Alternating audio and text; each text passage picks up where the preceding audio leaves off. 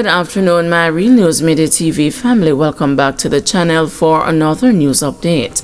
And in the news this afternoon, Elaine Lewis offers $1 million for info on cops' murder. Outraged by the murder of Jamaica Constabulary Force Corporal Kamal Main last Saturday, Elaine Lewis said he is offering $1 million to anyone with information leading to the arrest and the charge of the trigger man or men. If we make a crime like this get away, criminal will go feel say it's okay to go to police yard and go shoot them. And that is why you see me just put out the $1 million reward for anyone who can turn in the criminal. Me no want them gunmen to feel it's okay, and we need to hunt down these criminals. Just imagine a police risk him life for our country, and then him gone home in the night or morning and think you reach safe haven. And as you reach a yard, a boy come shoot to kill you, Elaine Lewis said. Main, a 20-year-old veteran, was killed just footsteps away from his house in Claremont Drive, Old Harbor, St. Catherine. According to initial reports, Main had completed his shift and was alighting from his vehicle at his gate when he was ambushed and shot. The cop was discovered laying near his car about 5:30 a.m. by a passerby, who then alerted the police. Main was transported to the hospital, where he was pronounced dead on arrival.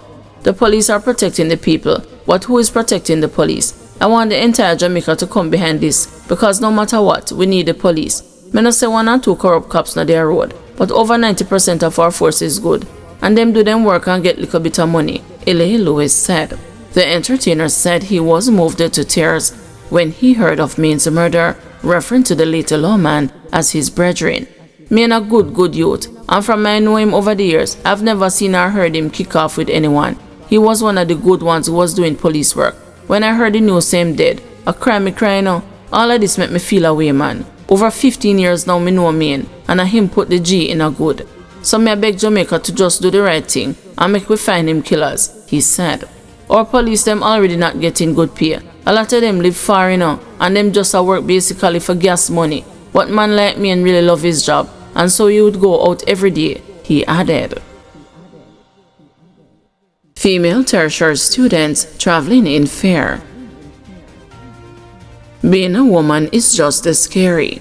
That is the daunting belief of 20-year-old Marian Garrick, whose fears about commuting in Jamaica have worsened following the suspected death of Anissa Dilworth, a first-year student at the University of Technology, Jamaica. Being a woman means it doesn't matter where we are. It don't matter if we're in an in-drive, an Uber, even a normal taxi at any time. There's still a case that somebody will take you away. So we can't walk on the road, and as careful as we be, somebody can take us, said Garrick. Students and the staff of the school protested at its main gate yesterday, calling for an end to violence against the women. Garrick, who moved from Clarendon to Kingston 2 years ago to pursue tertiary studies at UTech Jamaica, told the news that she has always felt unsafe navigating public transportation. But news that human remains believed to be Dilworth's were discovered just days after the 20-year-old entered an in-drive taxi has shaken her to the core. I was being vigilant before, but now even more.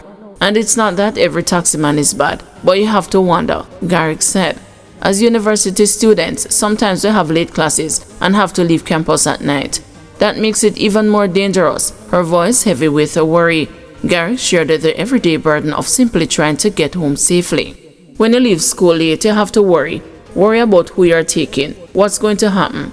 Will I make it home to my family? All of that. And it's exhausting. But at the same time, it's the reality of being a woman, she said. She also explained that even when traveling in the daytime, she feels a little peace and recalled an incident where she took a taxi early one day, only to realize the driver was intoxicated. He was drunk like a bat, and me just couldn't leave the car because I was afraid, she said, adding that precautions like sharing her location, taking note of license plates, and sending them to family are now part of her daily routine. But even that doesn't erase the fear. The stress and the fear was always there, especially when I am taking in-drive, knowing that it's me and the man alone. I try to be vigilant because you have to really ensure that you're hyper-aware of where you are. But now I know, no matter how aware you are, you might just not make it home, she said. Garrick's sentiment echoes widely among other female students navigating life in the corporate area.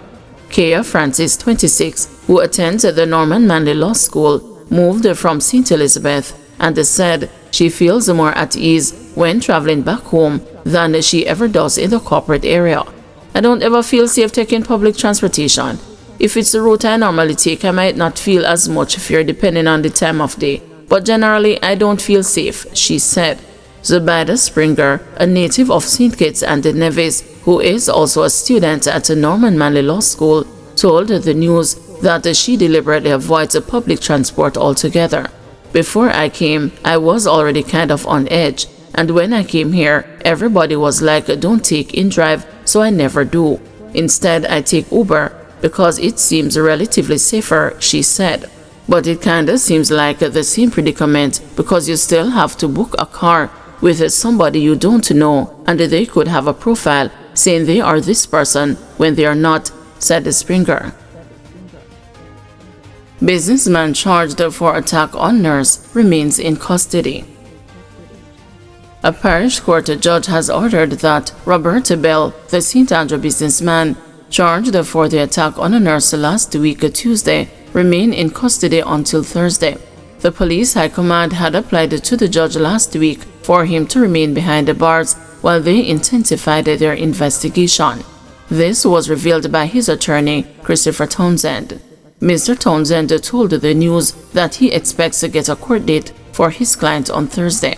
The 65-year-old businessman was charged on the weekend with several offenses, including assault occasioning actual bodily harm, assault with intent to cause grievous bodily harm, assault as a common law, possessing a firearm with intent to commit a first schedule offense, and the possession of a firearm with intent to cause injuries.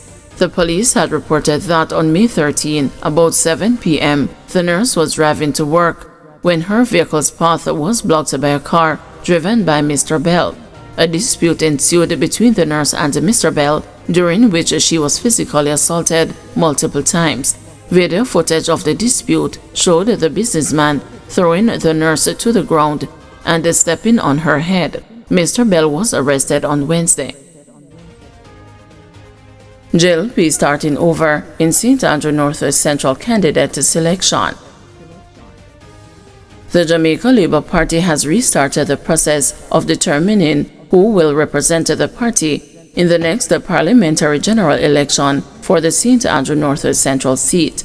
It was revealed at Sunday's meeting of the party's central executive that the aspirants, Delano Seaverite and Christian Tavares Finson, had withdrawn their application to be the party's candidate for the constituency. The seat is held by outgoing MP 82-year-old Carl Samuda, who has been serving since 1980. The party announced last November that Mr. Samuda would not be seeking re-election. He remains the chairman of the constituency as the party attempts to identify his replacement. Senator Seaverite suspended his campaign last week amid escalating tensions over who should replace Mr. Samuda. The party secretariat will now move to conduct a consultation with key stakeholders, including the executive and workers of the constituency, in the coming weeks, as it restarts the process of finalizing a candidate for the constituency. The central executive accepted the decision of Messrs. Tavares, Finson, and Seaverite, and noted that the two gentlemen are indeed valued members of the Jamaica Labour Party. Guys, thank you for watching. See you this evening at 6 p.m. for another news update.